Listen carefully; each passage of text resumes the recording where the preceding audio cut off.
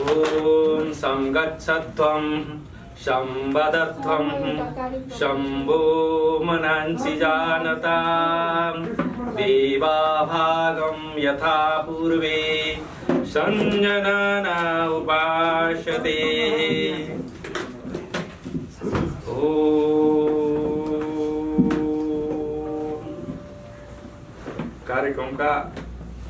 कार्यक्रमको अध्यक्षता गरिरहनुभएका जरुकिलो महाअभियानका संस्थापक संकल्पकर्ता डाक्टर निर्मलमणि अधिकारीज्यू र विभिन्न जरुकिलो महाअभियान अन्तर्गतका विभिन्न संस्थाहरू, हृदयता समाज नेपाल, युग निर्माण महिला समाज, हृदयता अन्तर्राष्ट्रिय आदि सम्पूर्ण संस्थाका पदाधिकारीज्यूहरू, सदस्यज्यूहरू र हामीलाई माया गर्ने, जरुकिलो परिवारलाई माया गर्ने र प्रविधिका माध्यमबाट देश विदेशबाट हामीलाई सुनिरहनुभएका सम्पूर्ण अभियन्ताहरू, शुभचिन्तकहरू र भविष्यमा हामीसँग जोडिने इच्छुक र जोडिनेहरू सम्पूर्णमा जरुकिलो महाअभियानको संस्थापन दिवसको अवसरमा र साथसाथै आज सरस्वती पूजाको अवसर छ, त्यसै गरी वसन्त पञ्चमीको अवसर छ र साथसाथै यसलाई श्री पञ्चमी पनि भनिन्छ। सम्पूर्ण दर्शक श्रोताहरूलाई हार्दिक स्वागत गर्दछु। यहाँहरूको सुस्वास्थ्यको मङ्गलमय कामना गर्दछु। आज हामी 6औं संस्थापन दिवस मनाइरहेका छौँ।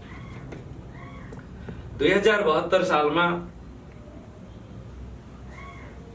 विधिवत जरुकिलो महाअभियानको संकल्प सहित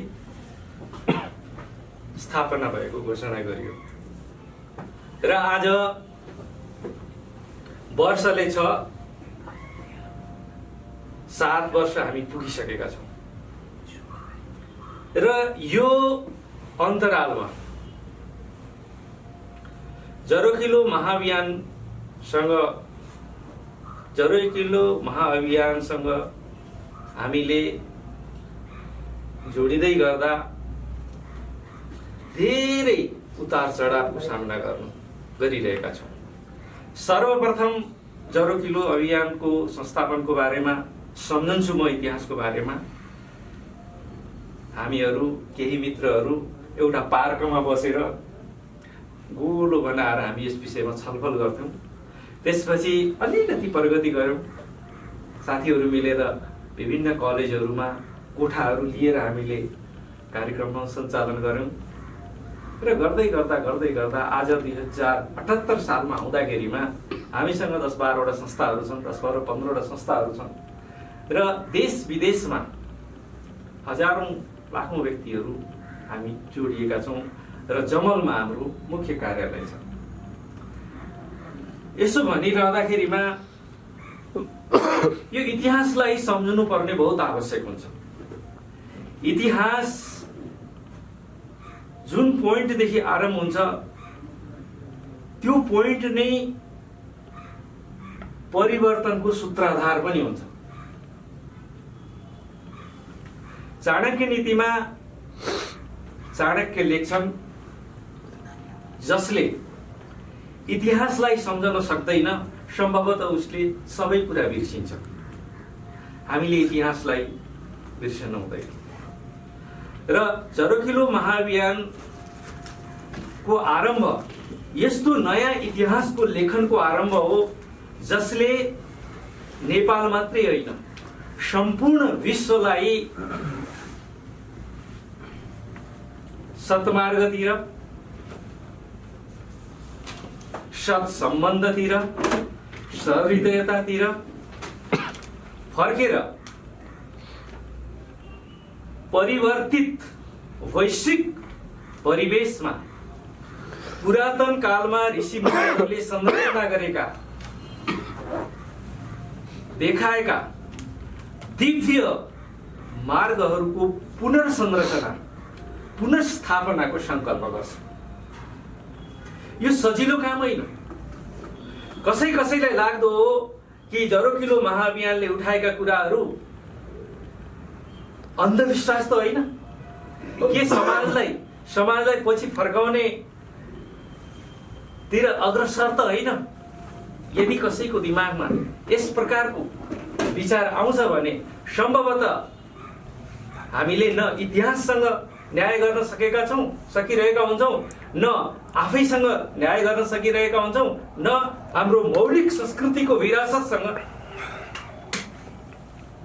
न्याय नै गर्न सकिरहेका हुन्छौँ। हामीले भन्छौँ कि युग परिवर्तनशील छ। वैशेषिक दर्शनले भन्छ, वैशेषिक दर्शनका 6 वटा पदार्थहरू छन्। मैले वैशेषिक दर्शनलाई किन जोड्न चाहन्छु भनेदेखि जरोकिलो महाअभियानको जरोमा वैदिक ऋषिहरूका दिव्य तपस्याले परिपूरित सिद्धान्तहरू छन्। जब हामी बलियो जगमा उभिएका हुन्छौँ, बलियो जग भएको घर जति ठुलो भुइँचालो आए पनि डगमगाउँदै, हुन सक्छ कहिलेकाहीँ चिरा पर्न सक्छ, तर तिनी चिराहरू सामान्य हुन्छ। द्रव्य गुण सामान्य, विशेष सामान्य, समवाय भाव। विशेष द्रव्य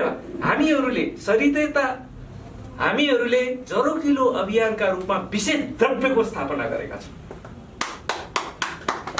यो यस्तो द्रव्य हो जहाँ विश्वका सम्पूर्ण गुणहरू, बेटर क्वालिटीहरू, बेस्ट क्वालिटीहरू समाहित छ। मलाई त कहिलेकाहीँ लाग्न थाल्छ, लागिरहेको छ, र म विश्वस्त छु कि हाम्रा ऋषिहरूले निर्मित गरेका जुन सिद्धान्तहरू छन्, सैद्धान्तिक बलियो जग छ, त्यो जगमा अडिएको जरोकिलो अभियानले विश्वलाई नेतृत्व गर्नेछ। किनभने जति पनि सद्गुणहरू छन्, दैवी गुणहरू छन्, तिनी दैवी गुणहरूको संघातको रूपमा जरोकिलो एउटा अभियान बनेको छ। व्यक्तिहरूले जरोकिलो अभियानलाई सुरुमा नपत्याएका होला, कतिलाई लाग्यो थियो कि यो लहड होला, तर आज तिनी व्यक्तिहरू जरोकिलो अभियानलाई विश्वास गर्न बाध्य भएका छन्।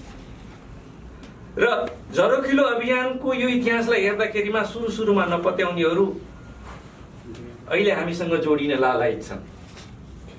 कसरी जोडिन सकिन्छ भन्ने कुराको प्रबन्ध मिलाउँदैछ, किनभने फाटो छोड्न पनि गाह्रो छ, प्रबन्ध मिलाउँदैछन्। सबैभन्दा सक्सेसफुल कुरा यो मैले चाणक्य कुरा गरेको थिएँ। चाणक्यको इतिहासलाई हेर्ने हो भनेदेखि चाणक्यले त्यत्तिकै टुप्पी खोलेका थिएन। चाणक्यले भनेका थिए जबसम्म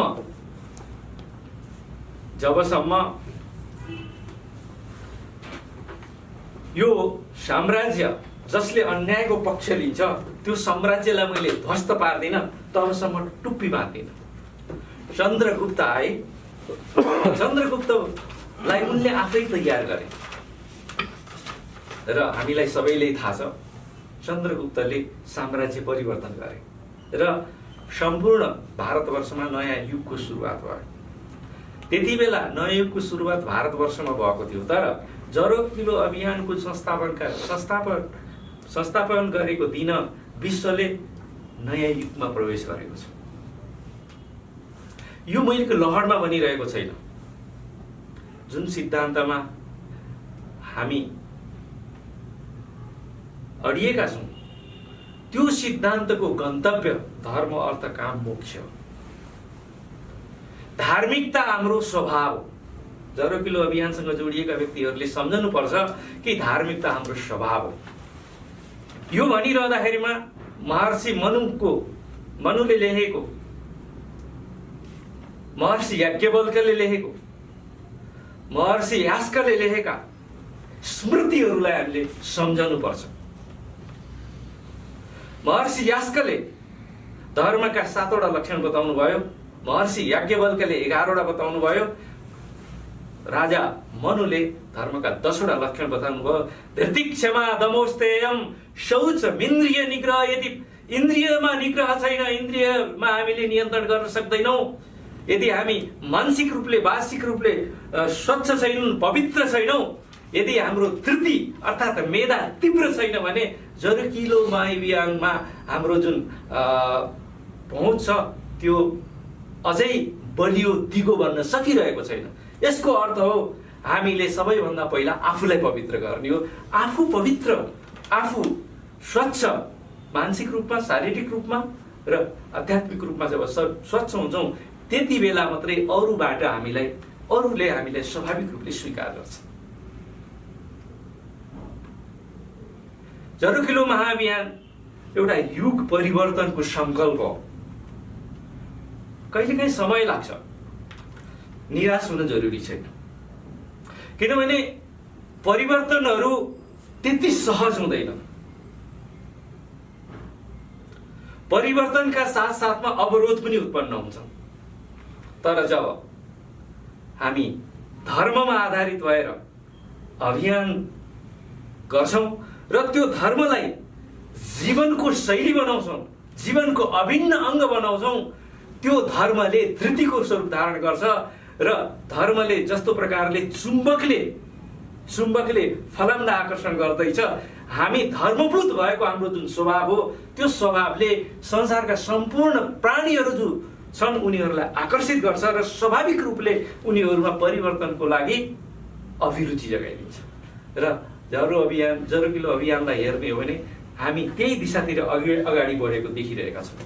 व्यक्तिहरू स्वाभाविक रूपमा हामीसँग जोडिनु भएको छ, किनभने हाम्रो तपस्याले, हाम्रो धार्मिक चेतनाले उहाँहरू हामीसँग जोडिनु भएको छ।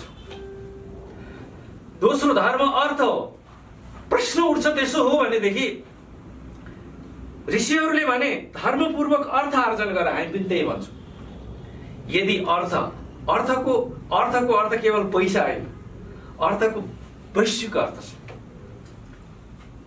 हामीहरूले जुन पुण्य आर्जन गर्छौं, जुन हामीले ज्ञान आर्जन गर्छौं, जुन हामीले तपस्याद्वारा विश्वलाई परिवर्तनको लागि अभिप्रेरित गर्छौं, त्यो पनि धर्म। र यदि संकल्पपूर्वक धर्मपूर्वक धन आर्जन गरिएको छ भनेदेखि त्यो धनले विश्वलाई, हाम्रो मानसिकतालाई, हाम्रो चेतनालाई स्वाभाविक रूपले सत्कार्यको लागि प्रेरणा गर्छ। यदि धनले सत्कार्यमा प्रेरणा गरेन भने त्यो धन चाहिँ अनर्थ हुन जान्छ। र जरुकिलो अभियानले भन्छ, हाम्रो संकल्पले भन्छ अर्थ पनि सरिदै हुनुपर्छ है। अर्थको स्वभाव सरिदै भयो भनेदेखि त्यसले के गर्छ भने सर्वे भवन्तु सुखिनः सर्वे सन्तु निरामया सर्वे भद्राणि पश्यन्तु मा कश्चित् दुःखभाग् भवेत्। अर्थको स्वरूप जब सरिदै हुन्छ त्यसले सम्पूर्ण प्राणीलाई सुखमा अभिप्रेरित गर्छ। धनको उद्देश्य भनेको आदि भौतिक, आदि दैविक, आध्यात्मिक सुख प्राप्ति पूर्वक मोक्षको साधन, मोक्ष प्राप्ति हो। हामी त्यो बाटोमा हिँडिरहेका छौँ। तेस्रो धर्म अर्थ काम शब्दका 11वटा अर्थ लाग्छ। सामान्यतया काम भन्दाखेरिमा हामी काम गर्ने पनि भन्छौँ र काम अर्थसँग सेक्सुअलिटी पनि जोडिएको छ। यहाँ काम शब्दको अर्थ बृहत छ। श्रीमद् भगवत गीतामा भगवान कृष्ण भन्नुहुन्छ यस्तो कुनै क्षण आउँदैन जब व्यक्ति चाहिँ बिना कामको रहन सकोस्। हामीले काम गर्नै पर्छ, किनभने मनुष्यसँग चेतना छ। चेतनशील प्राणी निष्काम रहन सक्दैन, अकाम रहन सक्छ। त्यही भएर यहाँ कामको अर्थ हो त्यो सत्कार्यको निरन्तरता, जसले चाहिँ जुन कार्यले चाहिँ आफूलाई र अरूलाई सत्कर्ममा प्रेरित गर्छ। जति पनि सत्कर्म हुन् तिनी सबै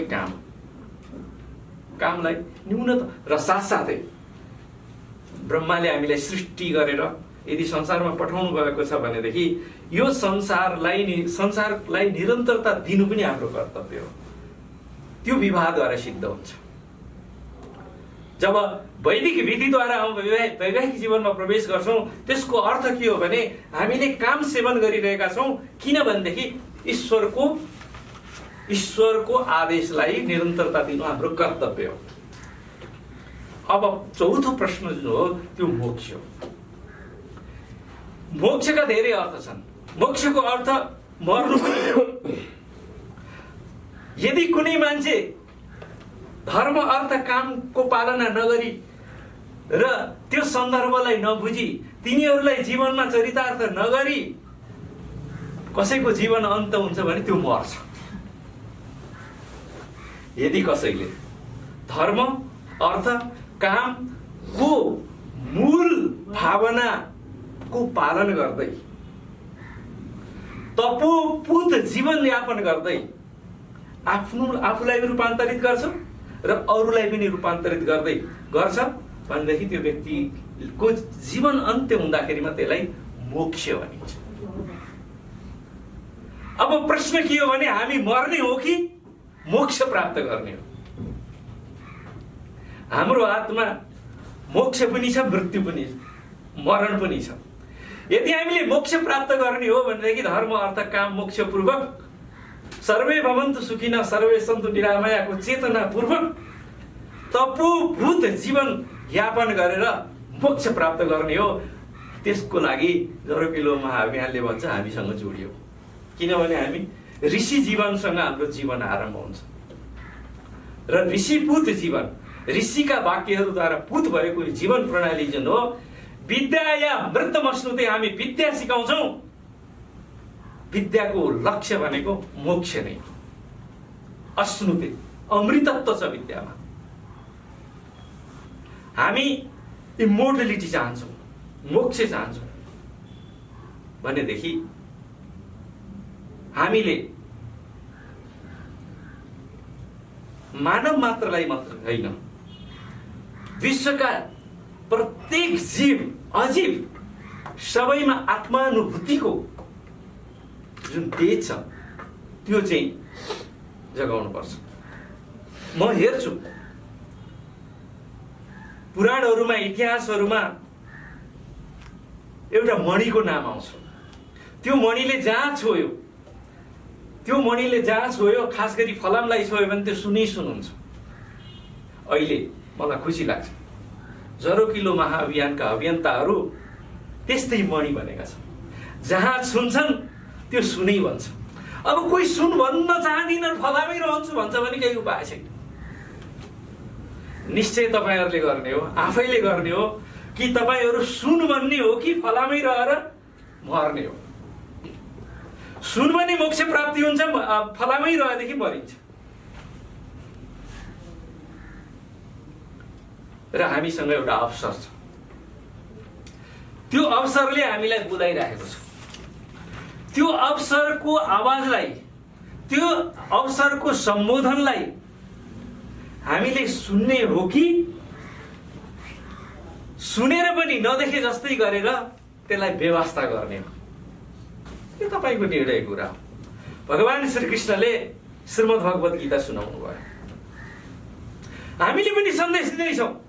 भगवान श्रीकृष्णले जस्तै हामीले पनि सन्देश दिइरहेका छौँ। ओपन छ हाम्रो फ्लोर। आज पनि तपाईँहरूले यहाँ प्रविधिको माध्यमबाट सुन्नु भएको छ। यहाँ बसेर जो श्रोताहरूले हामीलाई सुन्नु भएको छ, ओपन फोरममा हामीले सन्देश दिँदैछौँ। यहाँ चाहिँ धर्म अर्थ काम मोक्षको बाटो खोलिएको छ। बाटो खोलिएको छ। हामीसँग धर्म पनि छ। हामीले विश्वलाई समृद्ध गर्ने अर्थव्यवस्थाको कुरा गरेका छौँ र सक्रियशीलताको काम पनि हामीले दिएका छौँ। अब यो सन्देश सुनेर पनि नसुने चाहिँ गर्ने हो कि, अथवा सन्देश सुनिसकेपछि क्रिस्चियनहरूको बडो राम्रो एउटा थियोलोजी छ कि उनीहरूको एउटा, जसले बाइबललाई सुन्छ, सुनिसकेपछि सुन्नेवालाको कर्तव्य त्यो बाइबललाई अरूलाई सुनाउनु हो भन्छ। म त्यो थियोलोजीमा जान्न, म भगवान कृष्णको थियोलोजीमा जान्छु। कृष्णले भन्नुभयो, अर्जुन तिमीलाई मैले ज्ञानयोगको बारेमा बताएँ, ज्ञानयोगका बारेमा बताएँ, तिमीलाई मैले भक्ति योगका बारेमा बताएँ, तिमीलाई मैले कर्मयोगका बारेमा बताएँ, तिम्रो कर्तव्य के हो, प्रकृति के हो त्यसको बारेमा बताएँ, कर्म के हो त्यसको बारेमा बताएँ, विकर्म के हो त्यसको बारेमा बताएँ, अकर्म के हो त्यसको बारेमा पनि बताएँ। अर्जुन यति बताइसकेपछि श्रीमद् भगवत गीताको 18 अध्यायको 67 श्लोक खोलेर हेर्नु होला। कृष्णले भन्नुभयो, अर्जुन अब गर्ने के हो निर्णय चाहिँ तपाईको। मैले त सुनाएँ महाभारतमा, अब गर्ने के हो निर्णय तपाईको। तिमी अब अर्जुनले याद छ नि, अर्जुनले भनेका थिए कृष्ण म लड्दिनँ, म चाहिँ धनुवार छोडेर म त सन्यासी बन्छु भनेर तयार भएका थिए नि। ज्ञानयोग, कर्मयोग र भक्ति योग तिनैवटा सुनाउनु भयो। त्यसपछि भगवान कृष्णले अप्सन दिनुभयो, अब निर्णय गर्ने जिम्मेवारी त्यो हो, सन्यासी बन्न पनि तिमीहरू, सन्यासी नबन्न म भन्दिनँ। जरोकिलो अभियानले पनि तपाईहरूलाई यति सन्देश सुनाइसकेपछि ऋषि कल्पदेखि प्रगतिशील विश्व, भविष्यको विश्वको लागि प्राचीनतम ज्ञान विज्ञान र आधुनिकतम ज्ञान विज्ञानको संयोजन गरेर विश्वलाई सरिदै बनाउने जुन संकल्प हो, त्यो संकल्पको सन्देश सुन्दै पनि कसैले निर्णय, किनभने आज त प्रजातन्त्र लोकतन्त्र के भन्छौ होइन, मान्छेको आफ्नो निर्णय लिने अधिकार छ। कृष्णको यो कुरा सुनिसके अर्जुनको जवाब चाहिँ गजबको थियो। तपाईले कसैले सुन्नु भएको होला पक्कै पनि, अर्जुनको जुन जवाब थियो त्यो गजबको थियो र मनन योग्य छ। अर्जुनले भने, कृष्ण तपाईले मलाई अप्सन दिनुभयो, धेरै धन्यवाद, तर म चाहिँ तपाईले जे भनेको त्यही नै गर्छु, करिष्ये वचनम तव। मैले भने हैन, गीता पढ्नुस्, करिष्ये वचनम तव, म त्यही नै गर्छु हे कृष्ण जुन तपाईले मलाई भन्नुभयो। र कृष्ण चाहिँ अर्जुनले चाहिँ कृष्णको आज्ञा पालन गर्दै 18 दिनको कुरुक्षेत्रको लडाईँ लडे र विजयी पनि भए। अब यो संसारलाई धर्म अर्थ काम पूर्वक मोक्षमा लैजाने जिम्मा चाहिँ तपाईँ हामी अर्जुनहरू अप्सन छ। र जसले सुनेको नसुने गर्छ ऊ चाहिँ त्यो अवसरबाट वञ्चित। जसले सुन्छ उसले आफ्नो पनि उद्धारेदात्मनात्मानम, आफ्नो आफैले उद्धार गर्छ। र साथसाथै त्यति मात्रै होइन, ऊ उद्धार हुँदाखेरिमा संसारका सम्पूर्ण प्राणीहरूलाई समेत उद्धार गर्छ। आज हामी नेपालीहरूको काँधमा सबैभन्दा पहिलो कर्तव्य हाम्रो आफ्नै देशलाई यथास्थितिवादबाट, राजनीतिक बदमाशीहरूबाट माथि उठाएर अत्यन्त उन्नत बनाउने अभिभारा हामीमाथि थपिएको छ। र त्यो अभिभाराप्रति हामी पूर्ण सचेत छौँ। र प्रश्न के हो भनेदेखि त्यो अभिभारा एकचोटि हामीले स्वीकार गरिसकेपछि अगाडि बढाउने कि नबढाउने भन्ने मात्र। 2072 सालमा सानो थियौँ, आज हामी ठुला भएका छौँ, देश विदेशमा हामी फैलिएका छौँ। र जो यहाँबाट सुनिरहनु भएको छ, जो यहाँसँग जोडिनु भएको छ, यहाँ सबैले यो सन्देश प्राप्त गरिसक्नु भएको छ। एउटा दियोले अर्को दीपकलाई बाल्ने हो। यदि अन्तरात्माको आवाजलाई सुनिएन भनेदेखि त्यो आफैसँग अन्याय हुन्छ। आज नेपालले हामीबाट ठूलो आशा गरेको छ। जरोकिलो अभियान बढ्दै गर्दाखेरिमा जरोकिलो अभियानका अभियन्ताहरू ढुक्क भएर कोठामा बस्ने अवस्था पनि समाप्त भएको छ। आज जरोकिलो अभियानसँग जोडिएका हरेक अभियन्ताहरू सार्वजनिक सम्पत्ति भएका छन्। सार्वजनिक सम्पत्तिले म उसको हो, म उसको हो, म यसको हो भन्न पाउँदैन। ऊ सार्वजनिक हुन्छ। सार्वजनिक हुन्छ।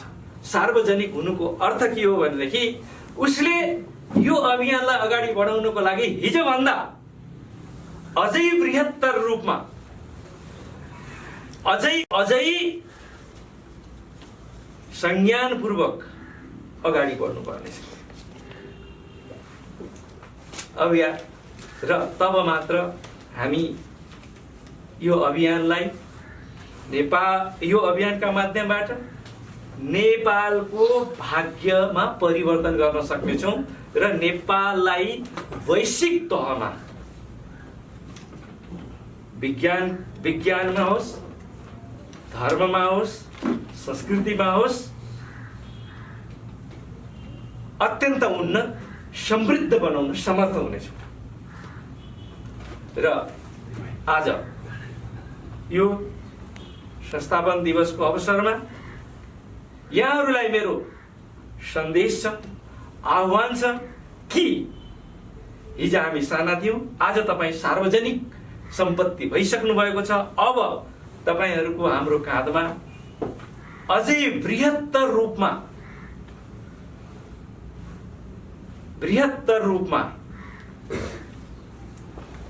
अगाडि आएर सामाजिक रूपान्तरण, राजनीतिक रूपान्तरणको लागि आफ्नो प्रत्यक्ष योगदान दिन पर्ने बेला अझै टड्कारो भएको छ र हामी भाग्यशाली छौँ।